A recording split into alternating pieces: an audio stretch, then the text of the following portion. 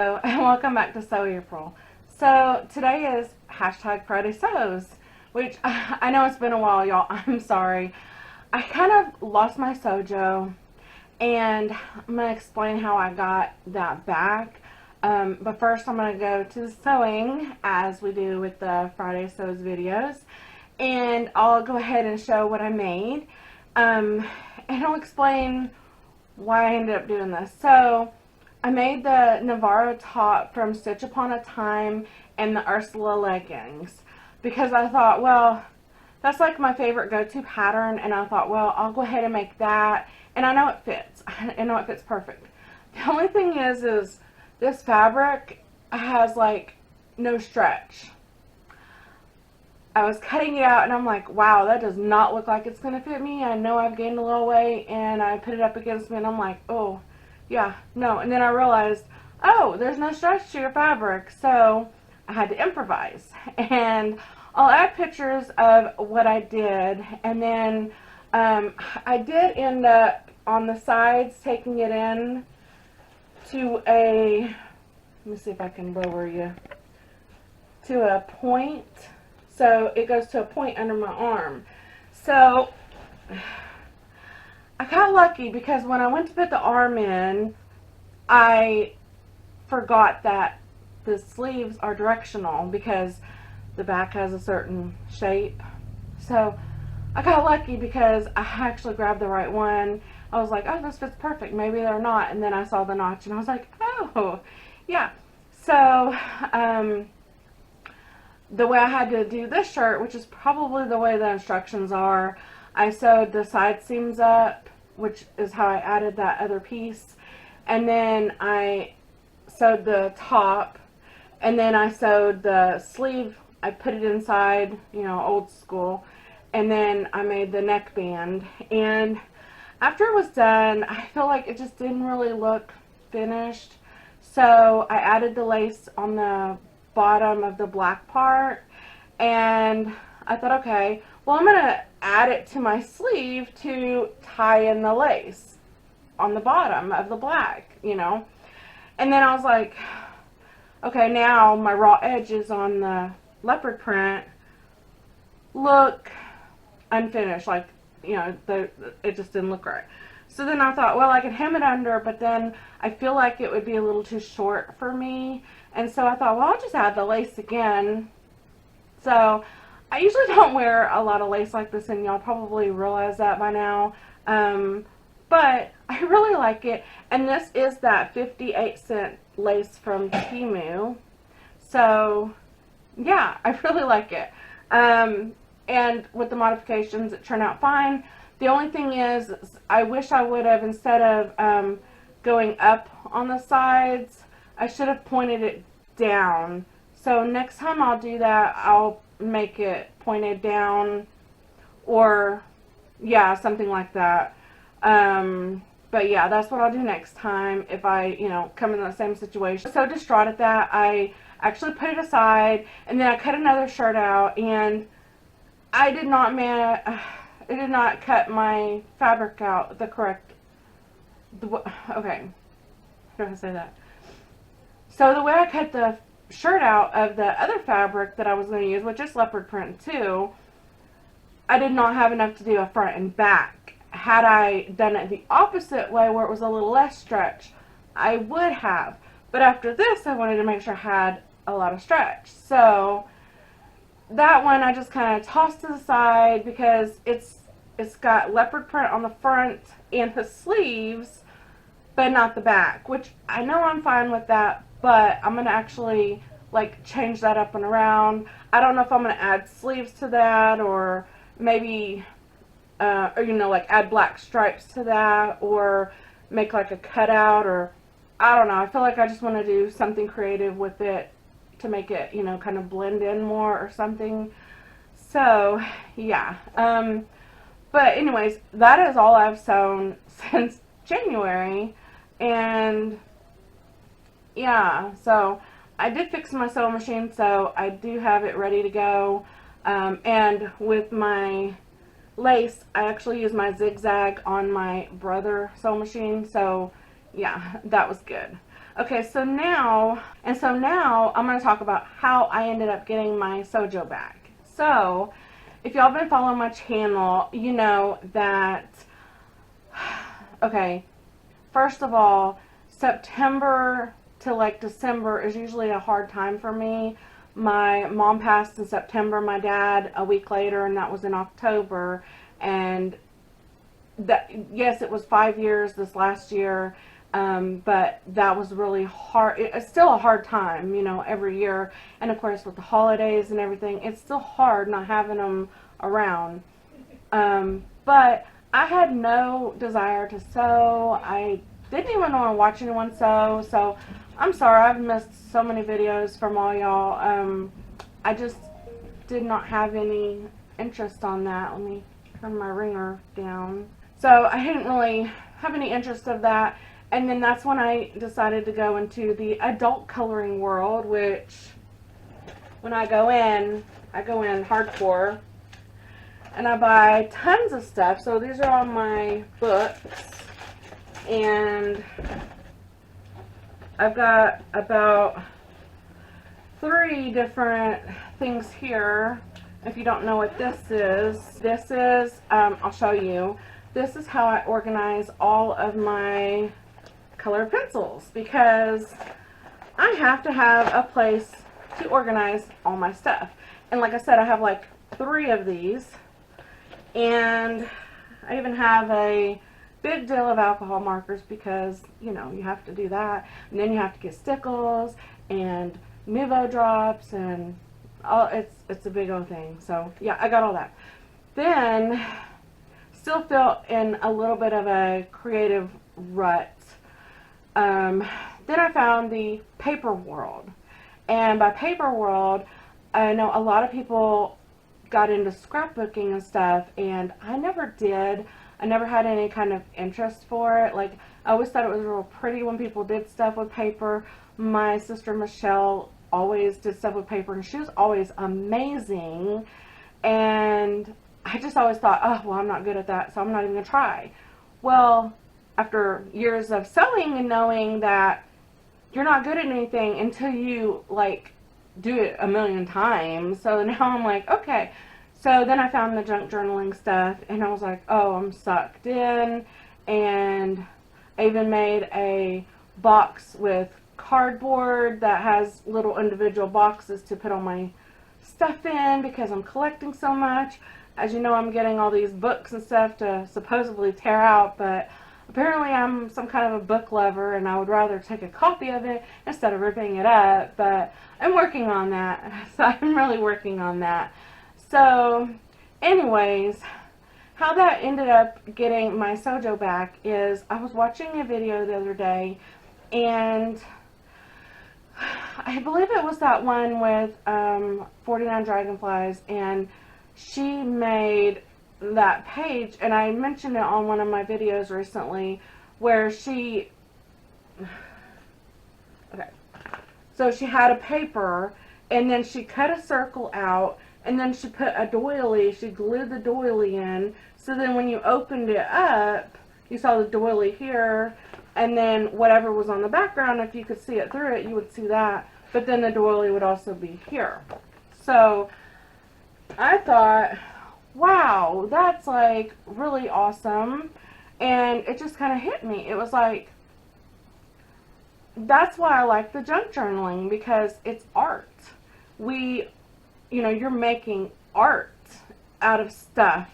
And I thought, well, that's kind of weird, because when I first started sewing, that's why I enjoyed sewing, because you're creating stuff and making art out of something like a pattern, and you're making it your own, sometimes by adding lace or whatever, but it's art. It's all art. So I thought, wow, you know, that really made me like excited about sewing again.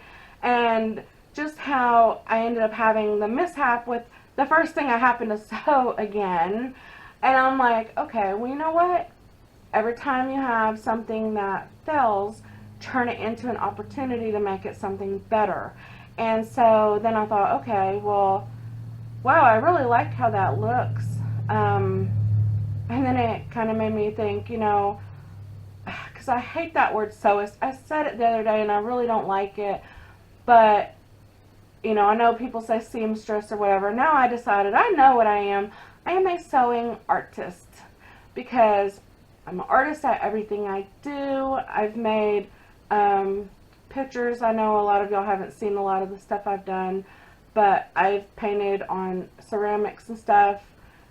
I've painted cartoon Disney pictures of princesses from my granddaughter, just for-handed. I did not copy it or anything, you know, from anything. I just drew it myself and painted it, and, you know, I like to do stuff like that. So I thought, I'm a sewing artist, and that made me really excited. So yeah, and I think that's why I like the junk journaling too, because you put fabric in, and I've learned different techniques with fabric in the paper world than I did with the fabric world.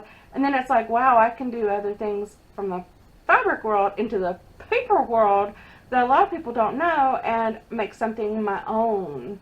So yeah, I'm really excited about that.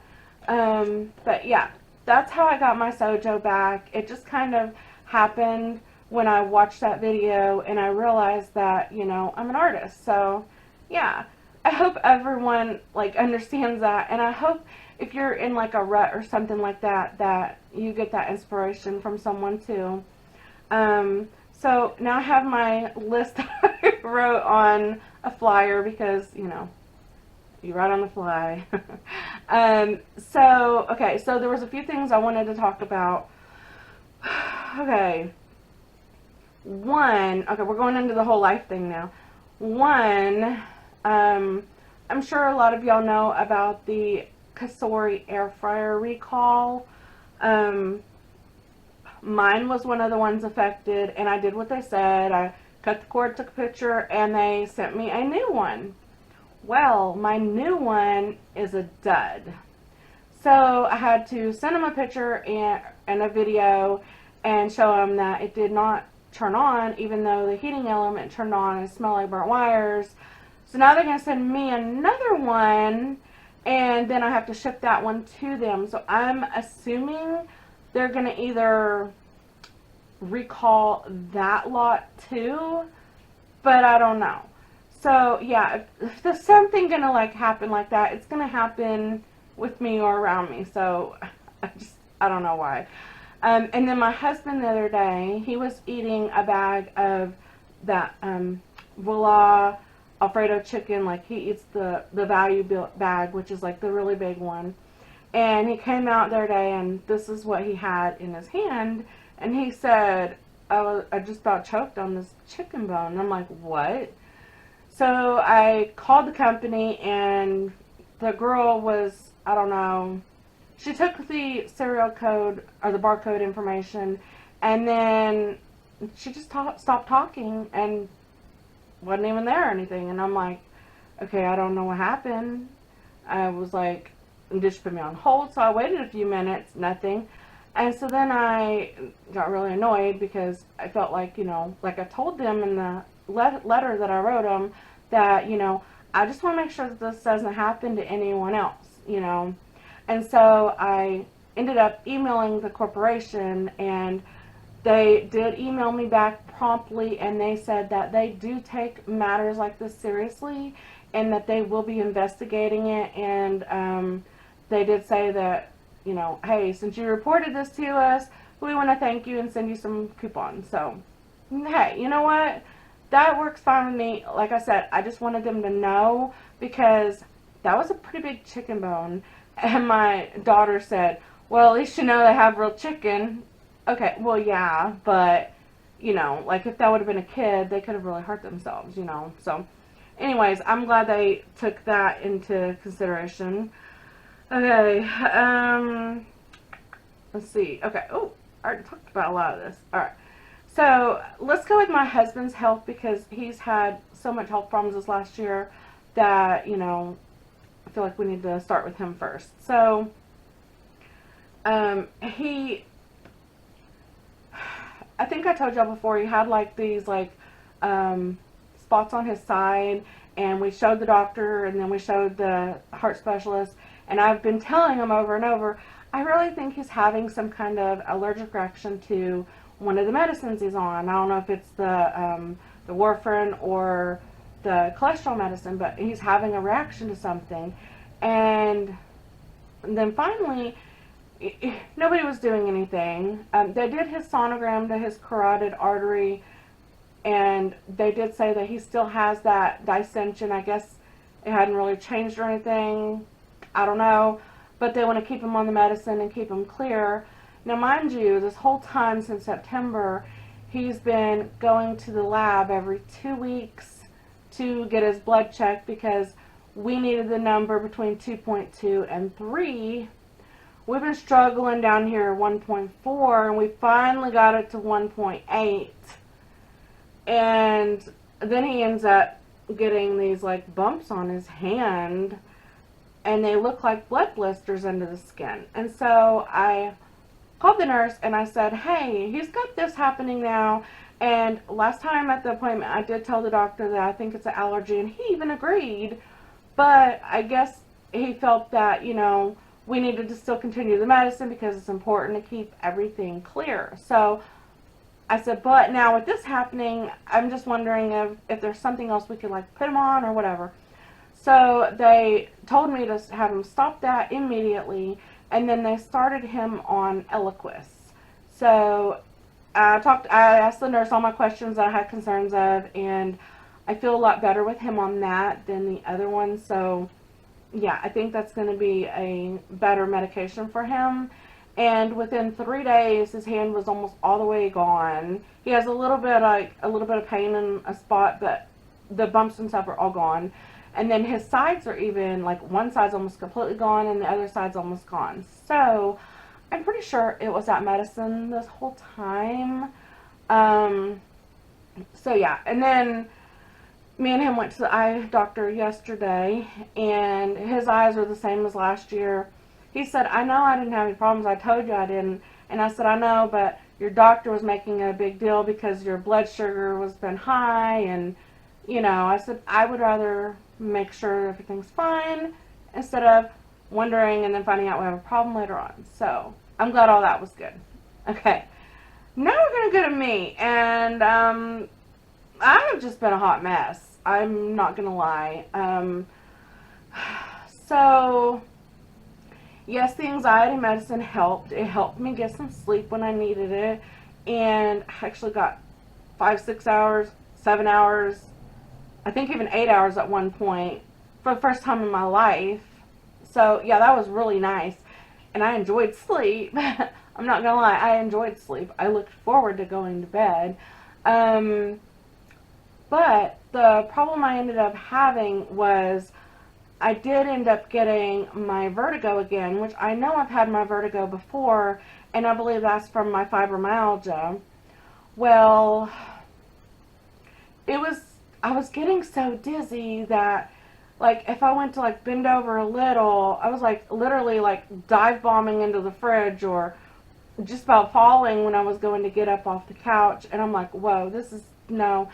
And then I remembered, hey, I'm pretty sure that's probably why you got off of it before, because your vertigo was so bad. Like, I was on a lot of, come here. I was on a lot of, sleeping, motion sickness pills before. Come here, baby.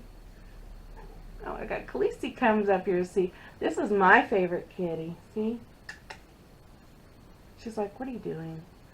Oh, this is my baby. Anyways,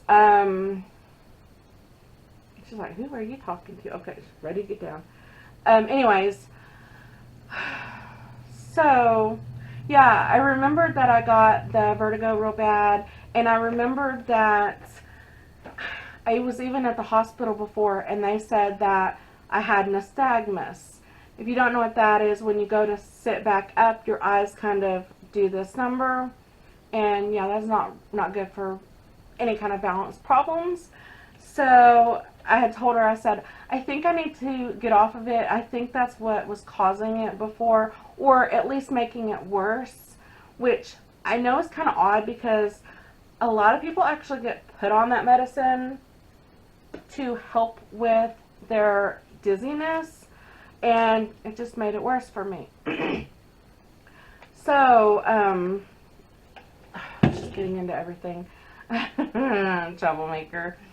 So I got off of it, and I was gonna wean off of it. You know, I asked her if, you know, if I needed to wean off of it, and she even said, yeah, you should. Well, the second day, you know, the first day of not taking it, the next day, I was like, oh, my dizziness is so much better. And I'm like, why would I want to take another pill?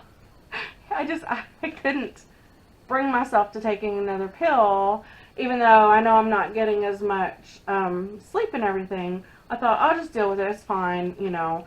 And so like I said, it really ended up, my dizziness got way better, so that's good. I still have some, I guess that's what they call like the positional vertigo, where like if I turn to that side, like when I'm sleeping or something, or when I turn that side real hard, I do get a little dizzy. And then if I get up real fast or bend down real fast, yeah, I still do get the dizziness, but it's nowhere near as bad. So I think the trade-off on that is fine.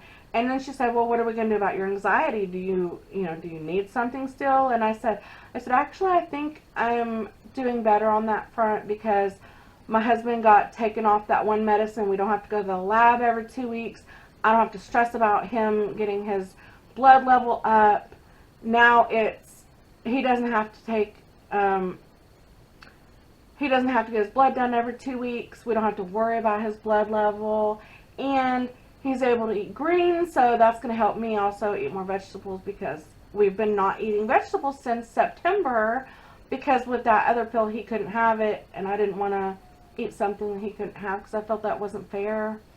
And so, yeah, and then I also told her, I said, remember, I was also on it because my daughter was pregnant and in another state, and she also had gestational diabetes, and I was really worried about her. And now she ended up having the baby, everything's fine, so I don't have to worry about them. So I said, I should be pretty good. I mean, I'm always going to have a little anxiety, and I know this. But I did tell her my concern about, like I told y'all before, about that Ehlers-Danlos, I think I said it right, or possibly MS. I told her I really think there's something, and I told her how my joints and stuff all pop out, and she felt around, and then the one thing she said was like sublimation or whatever, and I was like, okay, you know. And so she wrote all the information down, and she said that I need to see a neurologist and a rheumatologist. And then I told her, I said, well, I don't have insurance. And then she said, well, which one do you want to see first? And I said, well, honestly, I'm in so much pain. I really think I need to go see the rheumatologist first to get something for pain, because I said, I'm really, really hurting. And she was like, oh, okay. And so she did my lab work and everything, and my lab work never lies. My C-reactive protein was 4.4. So, yeah, that's quite a bit of pain. So I also asked her to check for gout, because I've had a problem with my foot where I think I fell. I don't really know, but I've had a spot hurting on it, and I thought it might possibly be like the crystals for gout. I was like, well, you know, with the dizziness, with the positional dizziness, sometimes it can be crystals in the ear. And I thought, well, maybe crystals down there. You never know. No, that was totally fine. But they did say, I did end up going back up there to get an x-ray, because I thought, well, I don't know. I mean, could there be something broke? I don't know. I don't know what's going on with it, but it still hurts. It wasn't hurting that bad that day as it did the night before. But they just said that from the x-ray, it just looked like arthritis to them. So, I don't know. I figure if it gets to hurting really bad like it did before, then I'll just go to the emergency room or something, because I don't understand that. And then I can't go see the same rheumatologist I seen before, because she left and then another guy took over. But that clinic costs way too much for me to go to, so I'm going to go to another clinic. So hopefully I'll be able to get all that set up. But while I was at the doctor's office, I did qualify for one of their little programs, and apparently they changed the new rule for colonoscopies. So if you don't know that, the new age is 45. Now, I don't really want to get anything like that done, but they offered me a chance to, they're going to send me a specimen jar in the mail, and then basically I poop in it, and I'm like, well, I get constipated a lot. That might not be an easy task, but okay. So basically I poop in it, and then I send it to whoever, and if there's any kind of like blood or I guess cancer cells or anything, I don't know. If there's anything wrong with my stool sample, then that company will completely pay for any surgery I might need. So I was like, okay, yeah, I will. I don't have to get colonoscopy, one, unless they have to by any means possible, saying that something's worrying them. Two, I just poop in it, okay. And then three, paid for? Yeah, I'm all in. So yeah, that's really good. And I mean, I hope everything's fine, but just in case, you know, like I said, I've had the constipation for like 20 years, really bad. I don't know if there's something in there. I hope not. I pray not. But it's always good to get checked just to be sure. Let me look at my list. Okay, so I do not know what happened to the end of my footage. I know I was talking about my husband's blood sugar was going up, and the doctor said that sometimes that's normal even after starting the metformin. And I told the doctor, I said, well, I read online and it said something about you might not have, you know, some people don't react good with the medicine and it might not be helping him, and it can turn into diabetes. And so I told the doctor that, and he goes, oh, well, you just Google all the information. And I'm like, okay, well, I said, yeah, I will. I will search up medicines that my husband's on and that my children have been on, because I feel that it's important to know what, you know, possible reactions they could get from the medicine, because that's kind of important. And so I told him, I said, well, I said, fine, he can stay on it now. I said, but I'm telling you, the next time when we do lab, if his A1C is up even more, we're not going to be taking it anymore. And he was like, oh, okay, you know, I don't know, but we might be finding another doctor, because I'm a little bit annoyed at that. Plus, when he saw those spots on my hand, he said, oh, don't worry about it, that's nothing. He kept trying to say it was like contact dermatitis, and that my husband touched something at work, and I was like, no. And when I told the nurse about it, she was like, no, and that is definitely a concern. She said it could have even been like blood clots or anything, because his blood wasn't thinning. So I don't know why his doctor was like, oh, don't even tell the specialist. And I'm like, no, the other doctor's the one that put him on the medicine. I'm definitely going to tell him. So anyways, and then backtracking about my eye appointment, the doctor said that I had some floaters, and I guess it's fine. She said that as you get older, they settle down, the like jelly falls down more in your eye, and it's less of a concern or something. So I don't know. I know that like right now, sometimes things, when I'm reading up close or far away, like sometimes it seems a little blurry, sometimes it's not. And so my eyeball decided to like change completely. So she said my stigmatism changed, like it like rotated in my eye, and she said my eye shape even changed. She said, yeah, no wonder why you're having problems. Your eye is like wumping around, and like this eye got a little bit better, I think. This one stayed the same, But the astigmatism and all that just totally has been like throwing me off. So yeah, I'm glad I went, and I'll be getting glasses soon to, you know, have some that I can see out of good.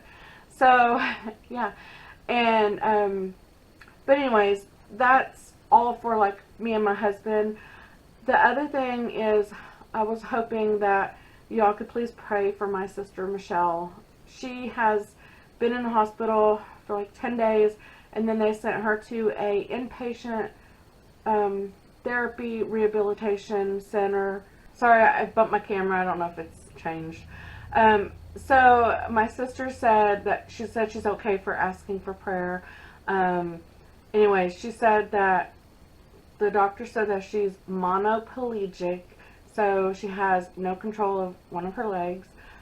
She said she does have the ankylosing spondylosis, which is arthritis in the back, and I have it too, so I'm not surprised that she has that. She also has a lot of like hernias and disc, and she has degenerative bone disease like me as well, and she actually said that one of her discs in her back actually dissolved. So yeah, but she did say that they're going to start her on Humira, and that she has inflammation in her SI and AS, and she also has muscular deterioration of electrons and neurons of her left leg. So yeah, and my sister Michele she's been one of those people that she's worked for the last like 25 years or so. Like, she's always had a job, and she has always had her kids in all the programs. Like, we're talking about like band, and then of course there's band camp, and then like Girl Scouts and Boy Scouts and Eagle Scouts or something. I don't know if that's the same, but her daughter was in dance and in cheerleading and I think drama, all these things. Like, she's got 3 kids, and she's always been to all these games for everything, all these years, worked every day of her life, just about, you know, and then she hurt her back, and she has had back problems over the years, off and on, and this time, it just got to where she couldn't get up and move around. I think she told me she was using a cane. I don't know if she's in like a wheelchair now or what, with her only having one leg in use now. I'm assuming she's not really walking on that, and that's probably why she's in the physical therapy. But I'm trying not to bother her, because I know they have her on a lot of pain medicines, and they've just been throwing all these tests on her for days and days and days, and you know, and I know it's been really hard on her, but I do want her to know that I'm there for her, and I did make her a card. I'll go ahead and show a picture of that. It was my first card I ever made, and then I made her an envelope with it too, but I just wanted to give her a little something to make her feel better. I am nowhere near as good as anything with paper as my sister. She's also been one of the people that are like super busy, you know, craft book galore. Like, you know, she always takes like photos of everything, and she's always had like, oh my gosh, like she's had extra side businesses along with her kids doing, you know, all those other things, and then she's working, and then she used to like sell bows for a while and like sell shirts with vinyl, and I'm like, how do you do it? Of course, she doesn't sleep. She has like 3 hours sleep, and I'm just like, oh my gosh. But now that she's had this happen, it's been a real rough time for her, which, I mean, I totally understand. And especially with as physical as she was, I know that that's really hard, but I do know that we have a God that is going to heal her, and He's going to help her get through all this. She is going to have a grandbaby, I think in October. She's going to have a grandson. So I'm excited for for that for her. And so, yeah, I'm going to go ahead and get off because I'm starting to cry and I don't want to end up crying on camera. But if y'all could just keep her in prayers, I would appreciate that. So anyways, Easter's coming up Sunday, and I hope y'all get to spend it with your family. And I know that God's real, and I know He did rise on that third day, and I'm so blessed that He has forgiven us for our sins. And I hope that if y'all don't know about Jesus and God, I hope that you at least can open a Bible and open your heart and just let God do the work. And I will pray for you if you need that. So I will go ahead and let y'all go, and I hope you'll have a very blessed day, and I will catch you next time. Bye.